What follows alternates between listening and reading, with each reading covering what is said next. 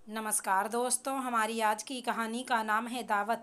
जानकी जी अपने पति कैलाश जी से बोलीं, सुनिए जी, इस बार कह देती हूँ, हमारे आकाश और आरती के बच्चे के जन्म की बहुत बड़ी दावत देंगे हम सबको। भगवान बड़ी मुश्किल से 4 सालों बाद हमें दादा दादी बनने का सुख देने जा रहे हैं। हाँ हाँ, क्यों नहीं, ज़रूर। अपनी खुशी सबके साथ बांटने से तो खुशी और भी दुगनी हो जाएगी और सब लोगों का आशीर्वाद भी मिलेगा हमारे बच्चे को। तुम जो चाहोगी वैसे ही होगा। कैलाश जी और जानकी जी हॉस्पिटल में बैठे हुए बात कर ही रहे थे, तभी नर्स ने आकर बताया कि आरती को प्यारी सी बेटी हुई है, आप जाकर मिल सकते हैं उससे।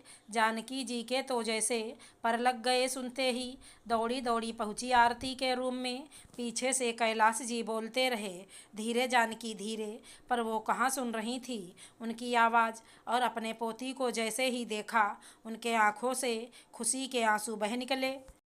आरती को ढेरों शुभकामनाएं देते हुए उसे अपने गले लगा लिया। जानकी जी को कोई बेटी नहीं थी, बस एक बेटा था आकाश। पर आकाश की शादी के बाद आरती के रूप में उनको बेटी मिल गई थी और आरती भी अपने सास ससुर का माँ बाप की तरह सम्मान करती। अपने सास ससुर की सोच पर बहुत गर्व था आरती को, जो बहू को बेटी बनाकर रखते थे। 3 दिन बाद आरती को हॉस्पिटल से छुट्टी मिल गई और जानकी जी अपनी जान से ज़्यादा प्यारी पोती को ले आईं अपने घर। सबने बात करके निश्चय किया कि कुआं पूजन का कार्यक्रम 1.25 महीने बाद रखा जाएगा और तभी सबको पोती के जन्म की दावत भी दे देंगे।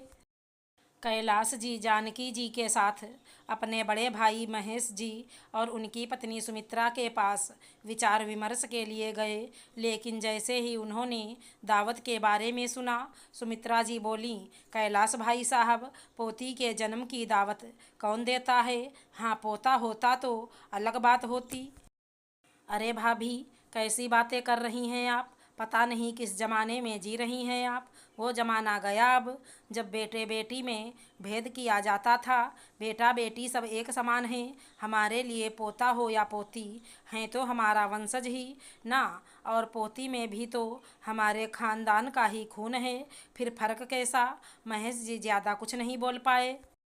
जानकी जी भी सारी बातें सुन रही थी, पर वहाँ बड़ों के सामने बोलना उचित नहीं समझा, तो चुपचाप अपने घर आ गईं। पर उनके मन में अभी भी ये बात चल रही थी जो सुमित्रा जी ने कही, पोती के जन्म की इतनी बड़ी दावत कौन देता है? पोता होता तो कुछ अलग बात होती। उन्होंने घर आकर अपने पति को बोला कि खुशी हमारी है, हम चाहें जैसे व्यक्त करें। भाभी को ऐसा नहीं बोलना चाहिए था। हाँ हाँ, तुम करो जो तुम्हारा मन है। भाई साहब, भाभी की बातों को दिल से ना लगाओ। महेश जी ने जानकी जी के बढ़ते गुस्से को यह कहकर कुछ कम करने का प्रयास किया। 1.25 महीने बाद उनकी पोती का नामकरण और कुआं पूजन का फंक्शन एक साथ रखा गया। पोती का नाम खुशी रखा जानकी जी ने। बड़ी खुश जो थी वो आजकल। उसके आने के बाद से बहुत से रिश्तेदार, पड़ोसी, परिवार वाले कार्यक्रम की व्यवस्था देखकर प्रशंसा कर रहे थे। तो कुछ ऐसे भी थे जो आपस में बातें कर रहे थे, जानकी जी को क्या ज़रूरत थी पोती के जन्म की इतनी बड़ी दावत देने की? पोता होता तो कुछ और बात थी। आते जाते जानकी जी के कानों में भी पड़ गई ये बात, और यही बात वो पहले भी सुन चुकी थी, तो अब उनसे रहा नहीं जा रहा था बिना कुछ कहे। थोड़ी देर बाद जानकी जी के संबोधन ने सबका ध्यान आकर्षित किया। आप सभी लोग का मैं तहे दिल से शुक्रिया अदा करना चाहती हूँ कि आप सबने मेरी खुशी को आशीर्वाद देने के लिए अपना कीमती समय दिया और कार्यक्रम की शोभा बढ़ाई।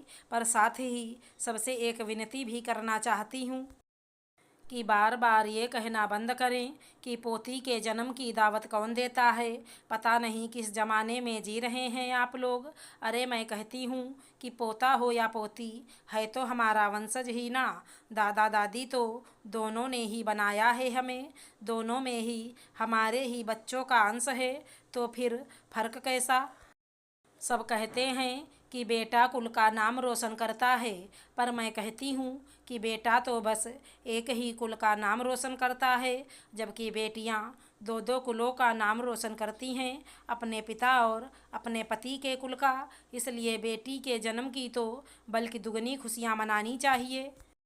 अब आप सब ही बताइए, मैं क्या झूठ बोल रही हूँ? जो लोग पहले से बातें कर रहे थे वो ही अब जानकी जी की बातों से सहमत नजर आ रहे थे। क्या बेटी की शादी के बाद माँ बाप का नाम बदल जाता है? नहीं ना, पहचान तो उसकी हमारे नाम से ही है ना। ससुराल वाले बोलेंगे कि फलाने की बेटी तो बहुत समझदार है, बहुत संस्कारी बहू है, तो हमारे कुल का ही नाम रोशन होगा ना। और बेटी की प्रशंसा होने पर सबसे पहले माँ बाप का सर ही गर्व से ऊंचा होता है। आप सब भी गवाह हो इसके। आपकी भी तो बेटियों की प्रशंसा आपको गर्व से भर देती होंगी ना। तो आप सबसे मेरी यही विनती है कि पोता है या पोती ये ना सोचकर सोचो ये हमारी संतान है और इससे ही हमारी पहचान है। पता नहीं किस ज़माने में जी रहे हो आप लोग, जो सोचते हैं बेटी वंश नहीं चला सकती। आधुनिक युग में जहाँ बेटी माता पिता की अर्थी को कंधा देकर मुखाग्नि दे सकती है, तो क्या वंश नहीं चला सकती? उनकी ऐसी परवरिश करो, संस्कार दो जिससे वो आपका सीना गर्व से चौड़ा कर दें। जमाना बदल चुका है तो अपनी सोच भी हमें बदलनी चाहिए। जानकी जी का ये रूप देखकर जहाँ सब लोग अचंभित थे, वहीं आकाश आरती और कैलाश जी जानकी जी का ये रूप देखकर गर्व से फूले नहीं समा रहे थे। अगर हमारी कहानी पसंद आई हो तो चैनल को लाइक शेयर सब्सक्राइब करें। धन्यवाद दोस्तों।